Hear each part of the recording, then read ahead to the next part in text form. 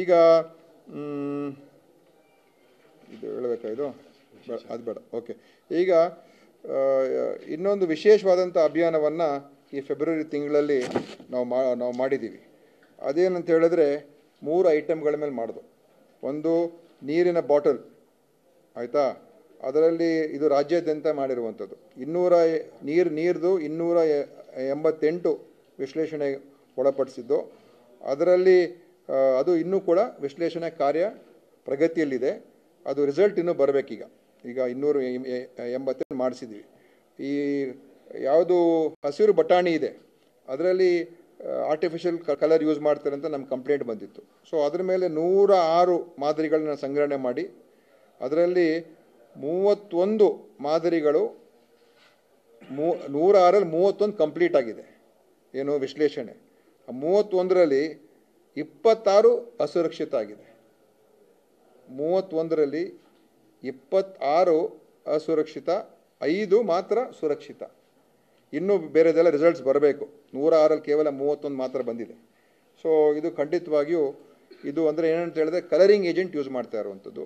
Band colouring agent ಅಂದರೆ ಈ sunset yellow ಮತ್ತು ಟೆಟ್ರೆಝೀನ್ ಈ ಥರದ್ದೆಲ್ಲ ಯಾವುದು ಉಪಯೋಗ ಮಾಡಬಾರ್ದು ಅದನ್ನು ಉಪಯೋಗ ಮಾಡ್ತಾ ಇರುವಂಥದ್ದು.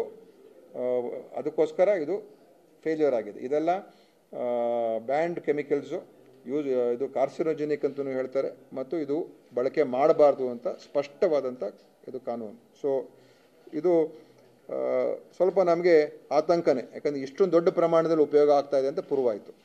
ಮತ್ತು ಅದೇ ರೀತಿಯಾಗಿ ಈಗ ಈ ಪ್ಲಾಸ್ಟಿಕ್ ಪೇಪರನ್ನು ಉಪಯೋಗಿಸಿ ಈ ಇಡ್ಲಿಯನ್ನು ತಯಾರು ಮಾಡುವಂಥದ್ದು ಏನಿದೆ ಅದರ ಬಗ್ಗೆ ನೀವು ನೆನ್ನೆನೇ ಎಲ್ಲ ದೊಡ್ಡ ಸುದ್ದಿ ಮಾಡಿದ್ದೀರಾ. ನಾನು ಇವತ್ತು ಹೇಳೋಣ ಅಂತ ಇದ್ದೆ, ಆದರೆ ನೆನ್ನೆನೇ ಆಗೋಗಿದೆ. ಸೊ ಅದರಲ್ಲಿ 681 ಹೋಟೆಲು, ರೆಸ್ಟೋರೆಂಟು ಮತ್ತು ಇದೆಲ್ಲ ಕಡೆ ನಾವು ಅಭಿಯಾನ ಮಾಡಿರುವಂಥದ್ದು. ಈಗ ಅದರಲ್ಲಿ 52 ಉದ್ದಿಮೆಗಳಿಗೆ ನಾವು ನೋಟಿಸನ್ನು ಜಾರಿ ಮಾಡಿದ್ದೀವಿ. 52 ಕಡೆ ಅದು ಫೇಲ್ಯೂರ್ ಆಗಿರುವಂಥದ್ದು. ಅದು ಖಂಡಿತವಾಗಿಯೂ ಅದು ಉಪಯೋಗ ಮಾಡಬಾರ್ದು. ಯಾಕಂದರೆ ಪ್ಲಾಸ್ಟಿಕ್ ಜೊತೆ ನಾವು ಆಹಾರ ಸೇರಿಸಿ ಅದನ್ನು ಒಟ್ಟಿಗೆ ಅದನ್ನು ಕುಕ್ ಮಾಡಿದಾಗ, ಬೇಯಿಸಿದಾಗ ಅದೇನಾಗ್ತದೆ, ಪ್ಲಾಸ್ಟಿಕ್ಸು ಮತ್ತು ಫುಡ್ ಒಳಗಡೆ ಅದು ಮಿಕ್ಸ್ ಆಗುವಂಥದ್ದಾಗ್ತದೆ. ಮತ್ತು ಪ್ಲಾಸ್ಟಿಕ್ಕು ನಮ್ಮ ದೇಹದ ಒಳಗಡೆ ಹೋಗ್ತದೆ. ದೇಹದ ಒಳಗಡೆ ಹೋದ ನಂತರ ಅದು ಪರ್ಮನೆಂಟ್, ನಾವು ಸಾಯೋವರೆಗೂ ಆ ಪ್ಲಾಸ್ಟಿಕ್ ನಮ್ಮ ದೇಹದ ಒಳಗಡೆ ಇರ್ತದೆ. ಮತ್ತು ಅದರಲ್ಲಿ ಆ ಮೈಕ್ರೋ ಪ್ಲಾಸ್ಟಿಕ್ಸ್ ಏನಿರ್ತದೆ ಅದು ಬೇರೆ ಬೇರೆ ಇನ್ನೊಂದು ಏನು ಬಿಸ್ಫೆನಾಲ್ ಎ ಅಂತ ಒಂದು ಹೇಳ್ತಾರೆ, ಅದು ಕೂಡ ಹಾನಿಕಾರಿ ಅಂಥದ್ದು. ಮತ್ತು ಈ ಮೈಕ್ರೋ ಪ್ಲಾಸ್ಟಿಕ್ಸು ಒಳಗಡೆ ನಮ್ಮ ದೇಹದಲ್ಲಿ ಸೇರಿದಾಗ ಅದು ಕಾರ್ಸಿನೋಜೆನಿಕ್ ಆಗುವಂಥದ್ದಕ್ಕೂ ಕೂಡ, ಅಂದರೆ ಈ ನಮ್ಮ ಕ್ಯಾನ್ಸರ್ ಬರತಕ್ಕಂಥದ್ದಕ್ಕೆ ನೇರ ಸಂಬಂಧ ಇಲ್ಲದಿದ್ರೂ ಕೂಡ ಅದಕ್ಕೆ ಒಂಥರ ಕ್ಯಾಟಲೈಸ್ ಮಾಡ್ತದೆ, ಅದನ್ನು ಸ್ಪೀಡಪ್ ಮಾಡ್ತದೆ. ಮತ್ತು ನಮ್ಮ ಸೆಲ್ಗಳೇನಿದೆ ಆ ಸೆಲ್ಗಳ ಮೇಲೆ ಮತ್ತು ನಮ್ಮ ಆರ್ಗನ್ಸಲ್ಲಿ ಹೋಗಿ ಕೂತ್ಕೊಂಡ್ಬಿಡ್ತದೆ ಈ ಮೈಕ್ರೋ ಪ್ಲಾಸ್ಟಿಕ್ಸ್. ಸೊ ನಮ್ಮ ಸೆಲ್ ಮೇಲೆ ನಮ್ಮ DNA ಬದಲಾವಣೆ ಮಾಡುವಂಥ ಒಂದು ಪರಿಸ್ಥಿತಿ ಬರ್ತದೆ. ಸೊ ಇದು ಆರೋಗ್ಯಕ್ಕೆ ಒಳ್ಳೆಯದಲ್ಲ. ಮತ್ತು ಈ ಪ್ಲಾಸ್ಟಿಕ್ಸ್ ಅದು ಪರ್ಮನೆಂಟಾಗಿ ಉಳ್ಕೊಂಡ್ಬಿಡ್ತದೆ. ಸೊ ಇದು ಖಂಡಿತವಾಗಿ ಉಪಯೋಗ ಮಾಡಬಾರ್ದು. ಅದನ್ನು ಕೂಡ ನಾವು ಕಂಡುಹಿಡ್ದಿದ್ದೇವೆ.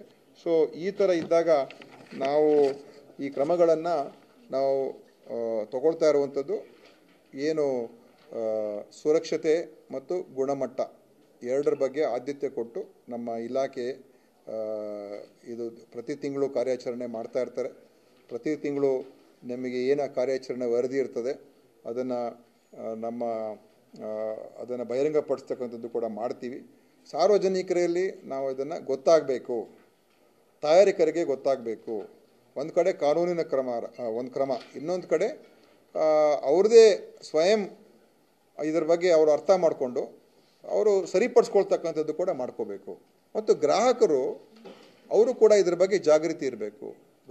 ಗ್ರಾಹಕರು ಕೂಡ ಏನೇ ಒಂದು ತಗೊಂಡಾಗ ಸ್ವಲ್ಪ ಅದ್ರ ಬಗ್ಗೆ ಗಮನ ಕೊಟ್ಟು ಅವರು ಯಾವುದು ಆಹಾರನೇ ಇರ್ಬೋದು, ಔಷಧಿನೇ ಇರ್ಬೋದು, ಅವರು ಕೂಡ ಗಮನ ಕೊಟ್ಟು ಅದನ್ನು ತಗೊಳ್ತಕ್ಕಂಥದ್ದು ಮಾಡಬೇಕು ಅಂತ ಉದ್ದೇಶದಿಂದ ಮಾಡಿದ್ದೀವಿ.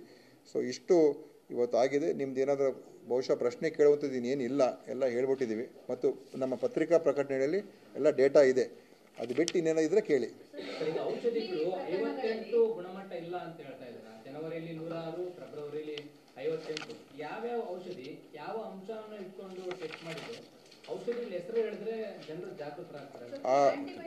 ಅದೆಲ್ಲ ಪಟ್ಟಿ ಅದೆಲ್ಲ ನಮ್ಮ ವೆಬ್ಸೈಟಲ್ಲೇ ಅದನ್ನು ವೆಬ್ಸೈಟಲ್ಲೇ ಪಬ್ಲಿಷ್ ಮಾಡಿಬಿಡ್ತೀವಿ. ಯಾವ್ದ್ಯಾವುದು ಇದು ಫೇಲ್ಯೂರ್ ಆಗಿದೆ, ಯಾವ್ದ್ಯಾವುದು ಇದಾಗಿದೆ ಅಂಥೇಳಿ ಅದನ್ನು ಪಬ್ಲಿಷ್ ಮಾಡೋಕ್ಕೂ ಹೇಳಿದ್ದೀವಿ.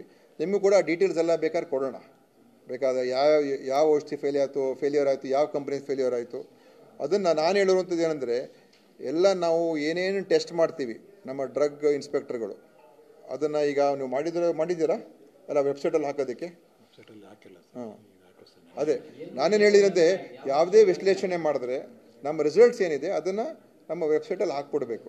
ಅವಾಗ ಏನಾಗ್ತದೆ, ಯಾರಾದರೂ ಕೂಡ ನೋಡ್ಕೋಬೋದು, ತಿಳ್ಕೊಬೋದು. ಸೊ ಅದನ್ನು ಮಾಡೋದಕ್ಕೆ ಕೂಡ ನಾನು ಕ್ರಮ ತೊಗೊಳಕ್ಕೆ ಹೇಳಿದ್ದೀನಿ.